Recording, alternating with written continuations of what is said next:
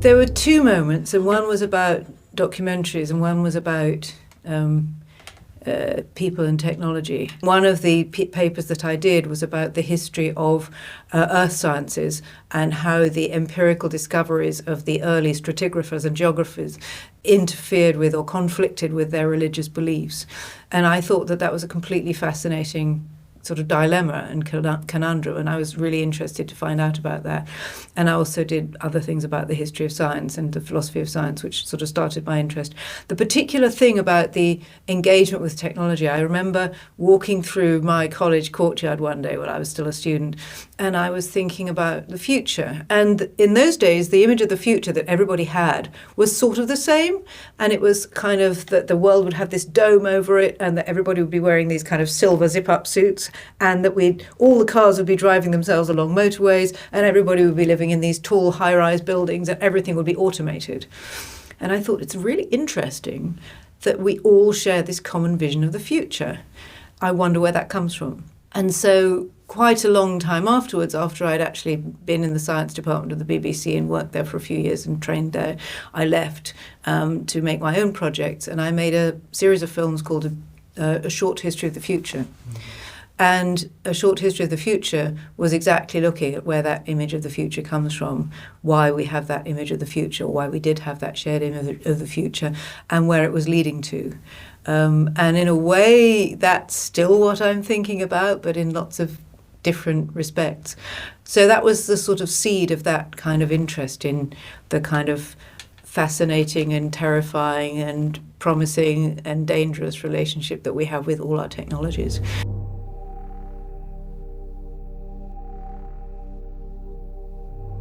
Who are drama directors, and they tell amazing stories, and they have very powerful emotional adventures on a set. And I'm the kind of person who likes having real adventures within limits. And I think that's the thing about being a documentary filmmaker, and to some extent being a journalist as well, that it takes you to extraordinary places and gives you amazing adventures and war stories. And sometimes they're really painful, but in retrospect, they're always kind of extraordinary to have experienced. You know, to be a writer, I think you have to be more interested in the smell of your own socks and the inside of your own head than anything that's going on in the real world. And I'm very much an engaged person. I'm a kind of activist person. I like swimming against the tide because it builds up muscles. And so that's what I do. And I suppose that's why I keep coming back to filmmaking, because it's something that enables me to have these adventures.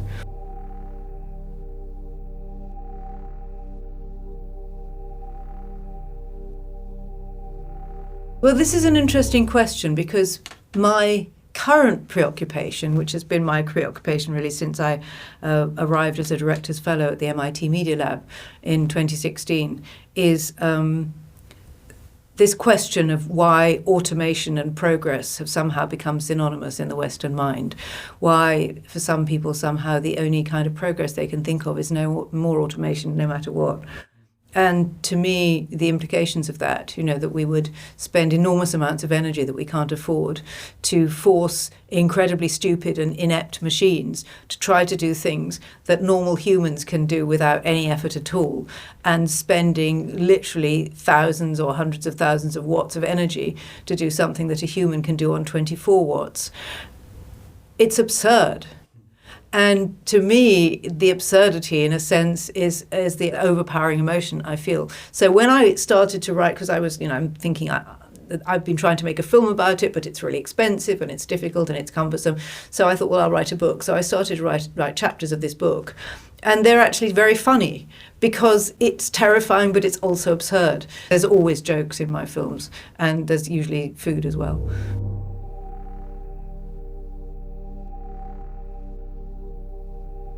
I think there's a sort of, you know, black humour, or as I said, an absurdism to be found in a lot of subjects. And I think people like to be entertained, and they don't like to be lectured, and they don't like to have fingers wagged at them. And particularly at the moment, they do not like to be told that everything is awful. So to give you another example, the work that I do at the charity in London, you know, we're working with people who have survived the most appalling things in their home countries, and they then come to England and survive appalling things in the institutionalised sadism of our Home Office and our border force. But if we were to just as it were, present that to the public and say, this is really awful. These people are going through terrible things. You should do something about it. People just say, I've got enough problems in my life. Please go away. But if you say to people, look at this beautiful film, listen to this song, watch this video, listen to this poem, you can seduce them by the form in which you present it into listening, into paying attention. And I think jokes work in the same way.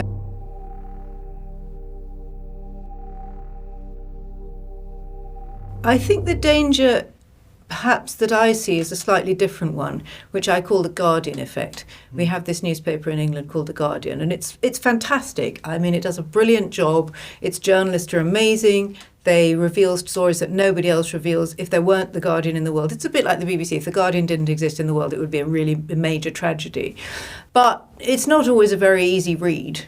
And I think, to me, the danger that I see is that people somehow feel that if they read a newspaper that's a bit difficult to read, or if they watch a documentary that's a bit grueling and miserable, that they will have somehow achieved something, and that they will have achieved more than they would have achieved if they'd watched, Dancing on Ice.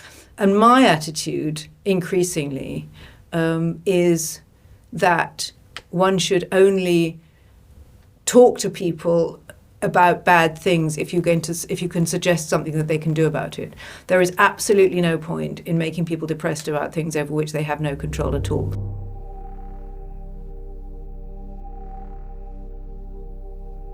Well, I mean, as many people say, technology is in itself a neutral thing. It's just a question of how it's applied. I think my current project, the Senseless project that I started doing at the Media Lab, is essentially looking at that thing. So if you look at a digital computer, a so-called AI, it knows literally nothing but 1 and 0. Literally nothing. That's all it is, 1 and 0 digital code. Everything that those brilliant, amazing AIs do, all they do is find, compare, and remember. That's all they can do. And here on the other side, you have the human that is, a human, an ordinary human. And I think, we have to come back to an understanding of how wonderful we are in ourselves and how extraordinary our senses are and our ability to learn things and change things. We actually become more healthy the more we learn, and actually we use less energy to remember things the more the longer we've learned them. How much electricity does a computer take? Well, the best estimate of a computer that's nearest in power to the human brain, although it's nothing like, 1 million times as much energy. So you think about that and you think, how on earth can we possibly think it's a good idea to replace these extraordinary, magical, sentient, plastic, versatile, self-healing bodies with these dumb machines that don't know anything except binary code and fry the planet in the process, leaving us with nothing to do on a dead planet? That's absurd. That's why I see absurdity in all these subjects.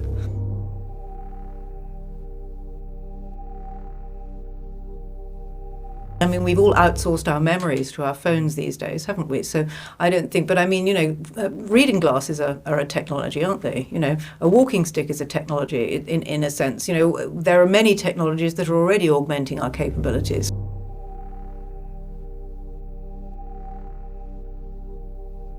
Think about the internet, or think about the so-called metaverse.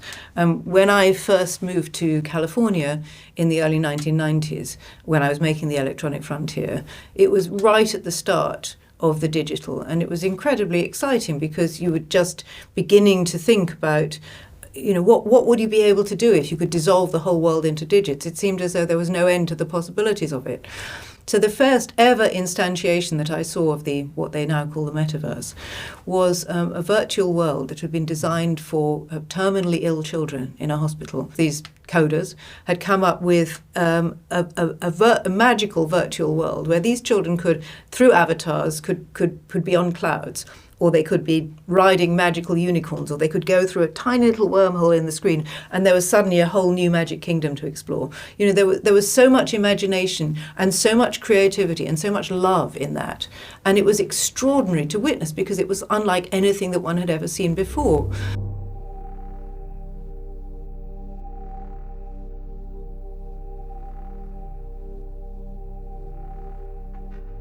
I think my answer to that is that if you try to compress any human endeavour or artefact or manifestation into something binary, then it's always going to be kind of crippled and deformed, because the whole thing about humanity and human language and human behaviour is that it is always fluid and it is always ambiguous and it always has many meanings at once. I think that there are very, very useful tools, but I mean, my watchword for this is, is it dirty, dangerous or dull?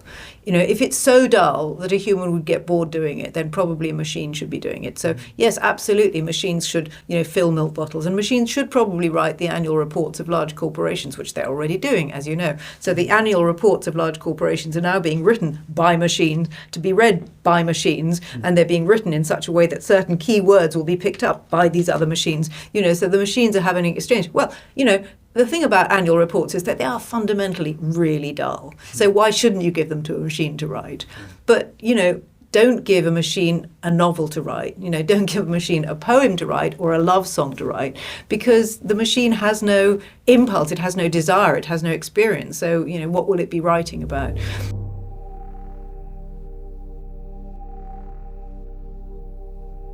I'm pretty sure we're not all going to be having a lovely time in the metaverse, that's for sure. 30 years from now, God knows. 30 years from now, it's quite possible that human civilization as we know it will be completely unrecognizable. 30 years from now, the climate emergency will have grabbed all of us by the throat. And those of us who are living in temperate places will probably find that an awful lot of people want to come and live where we live, and we'll have to deal with that. If we do just carry on down this path of automating more and more things just for the sake of automating them, it's not a world that I want to be part of, frankly. But I think so many things are going to change. And I think we are actually having now to start to listen to people from other cultures who have different ways of living, with the earth rather than dominating it and conquering it. I think we started to kind of go wrong. And in a way now what we need to do is we need to return to that stage where we were understanding things and we wanted to understand them for the sake of making them better and living in them more healthily and coexisting in them and with them in more a sustainable way.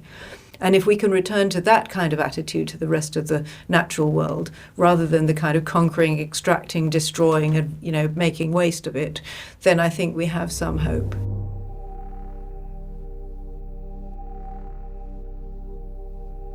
I've told this story many times, but when the first time I ever went to the MIT Media Lab, my flight had been cancelled, so I arrived late, and everybody else was already in this beautiful hipster dining room in Cambridge, Massachusetts. There was freeze-dried rhubarb on the table and little chia pots and salads made of unrecognizable things with names that you couldn't pronounce.